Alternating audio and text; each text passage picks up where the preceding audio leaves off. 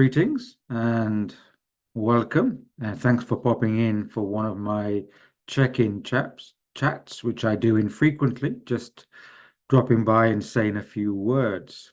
And um, and as I mentioned previously, I'm not making as many personal videos now like this because I also feel that we need to have a balance on the amount of information out there and the amount of chatter. And I still do hop into, obviously, I do a survey and check out certain information and speakers. And a lot is going on right now. It's quite overwhelming, in fact. And so that's why I've mentioned that the need to take a step back and to have a healthy space around oneself. And I see a lot of people, what I would call surfing out there. A lot of kind of really cool posing surfers. What I mean by that is that if we take the analogy of the sea, which is quite a popular analogy, really, but take the analogy of the sea, and you have the waves on top of the ocean, on top of the sea, and then you have the undercurrents, which the undercurrents are important because they affect the strength, the direction of the oceans, and also the temperatures of the oceans. Um, and they are going on underneath the big flows. And then beneath that, you can go deeper and you can go deeper and you can go down as deep as the Mariana Trench, down where, a lot of shipwrecks are lying silently.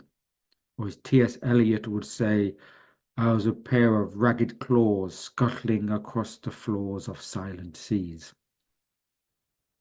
Well, um, and a lot of let's say, the most of the news we see out there is what I call the surfing. They're just surfing the waves and they're talking about all what's going on and they're talking about, of course, the geopolitical affairs, that there's wars going on here and there. There's election shenanigans going on in certain well-known countries and places, and there's the left candidate, the right candidate, and then there's stuff about civil unrest and rioting and etc., etc. And a lot of people are endlessly talking about this. And this is what I call the surfers. They're surfing the waves. And some of them look quite cool, which is why, I could never be a cool surfer, either a surfer or cool. But if you want to get involved with all that external information, the waves are very eye-catching. And obviously, sometimes when you're on the coast, all you see is the waves. That's what takes your attention. But that's all you're going to get, the information from all the waves, all the external. It's distraction. It's sometimes necessary to know a part of it. But you see, that's also the information, the external waves that this whole game of life wants you to know. It wants you to pull you in to this information. That's why it's allowing a lot of even alternative information sites to talk about this because it wants to get pulled into that. And then to use this analogy, you have the undercurrents, which is really the undercurrents are what's causing the surface phenomena.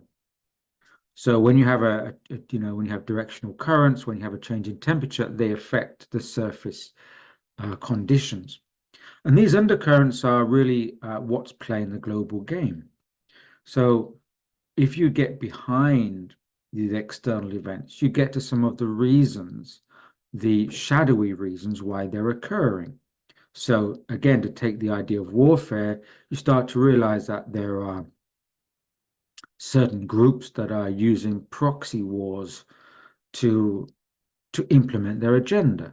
And there are certain groups and organizations, institutions that are manipulating events from behind the facade.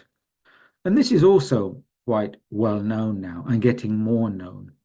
And again, there are a lot of information disseminators who are talking all about this, about how there are people, groups, organizations behind the scenes that are manipulating the surface or the surface waves and manipulating information we see.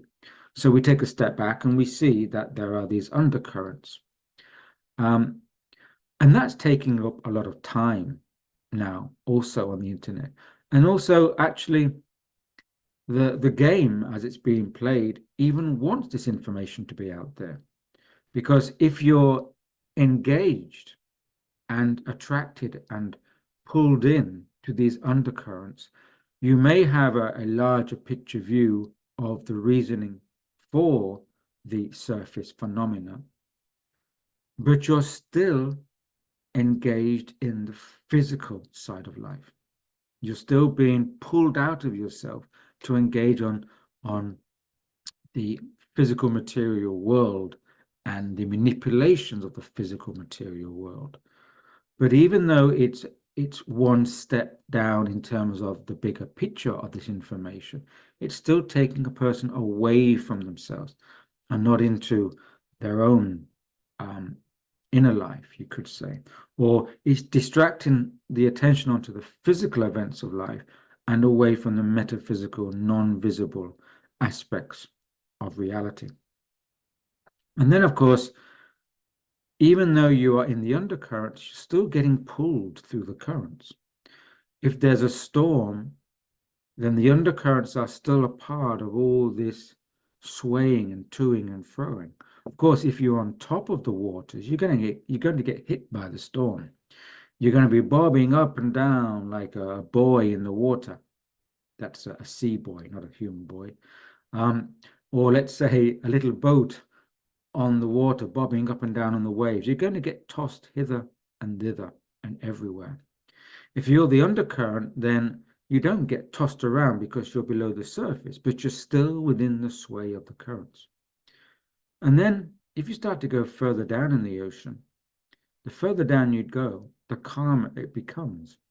In fact, you reach a certain depth where you don't feel the effects of the storm. It's all going up there towards the surface, and it's very calm.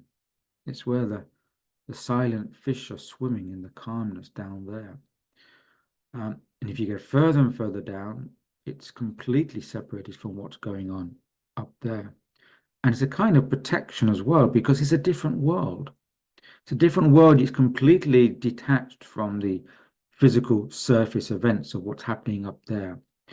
And in that depth of silence, that depth of something greater, down there in the bottom of the ocean is where the real ocean lies. It's the heart of the ocean. The surface events are just the tip of it. It's just what gets pulled hither and thither by the sways and the tides and the influence of the moon. But when you get to the deep heart of the ocean, that's where its heart is, and it doesn't get affected by those events. And that's where the fundamental area is. And that's where you get to more the capacity and the ability to reach to the essence of things, to be more authentic. The authentic ocean lies in the depths, not on the surface. So taking that analogy, perhaps that's one of the reasons why I've stepped back somewhat from commenting on the world, because I think we do, especially in these months and times ahead, where there's going to be an increase in the outer disturbances. I think we start to see the transitory nature of these events, which are pulling in all directions. Whereas the fundamental essence of life remains the same. The heart of humanity remains the same, despite it being pulled in different directions on the surface. And I think it may help us to actually take that step back and to try to make a contact with the fundamental, authentic, permanent side of the human condition and human life. And and that's perhaps one of the reasons why I've recently been um, re-engaging with a set of materials which I've called the perennial psychology. It was released as a book a few years ago, I think in 2020, called The Modern Seeker. And I was trying to make contact with certain streams of knowledge, which are referred to as the perennial streams because they've always been available throughout all cultures and times. They may change their form, their exterior form, depending on the culture that they're being transmitted through. But their fundamental nature is like the depth of the ocean, that on the surface they may look different, they may appear different according to which ocean they are bubbling up within, whether it's the West or the uh, nations of the Western Hemisphere, or whether it's the other nations, whether it's 100 years ago, 200 years ago, 50 years ago, 1,000 years ago. Each time these wisdom streams rise to the surface, they take on the conditions of the surface. But in the depth below, they remain a permanent, fundamental authenticity.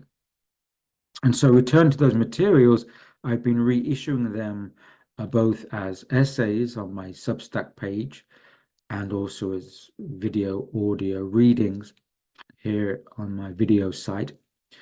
And a couple have been put out so far. The introductory essay was called the Acorn and the Caterpillar. Then the first essay was Soul Making. And the recent one was Wise Streams Flow.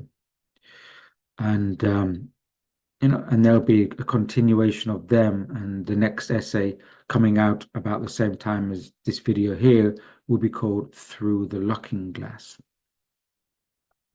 And so I'm trying to engage with something of permanence to try to refocus ourselves on something authentic. And also I keep an eye on the bigger picture. And later, I'll talk about this further down the line, but I have another project which I want to put out, looking at other people's work called Visions, people who had long range visions of evolutionary change and seeing our planet within the context of this far greater evolutionary change. Because these are things which, if we have the bigger picture, and then we also connect that to something permanent within human condition, then we can perhaps step aside from the transitory uncertitude of these manipulated times, and we can step out of the erratic streams, the erratic, uncertain, manipulated flows of surface phenomena, and leave that to the cool surface. And when we can perhaps step into where the wise streams flow in the depths of the heart of something more permanent and authentic. So be mindful of the information we all take in. And in the upcoming months, when there'll be a lot of conflicting pull and give and pull and take between the left and the right and here and there, whether it's politics and geopolitics and cultural dynamics, it's time to make contact, retain the contact with something a bit more permanent, a bit more fundamental. Go down to the deep of the ocean, where the storm doesn't touch, where the heart of the ocean can touch you. And from there, we can continue our conversation, because I won't be amongst the surfers of the waves. I'll be a bit quieter with the silent fishes scuttling across the floors of silent seas. Somewhere like that. Okay, I'll leave it there. Thanks again, as always. And it's good to engage stay well, stay healthy, and above all, stay grounded. Cheers.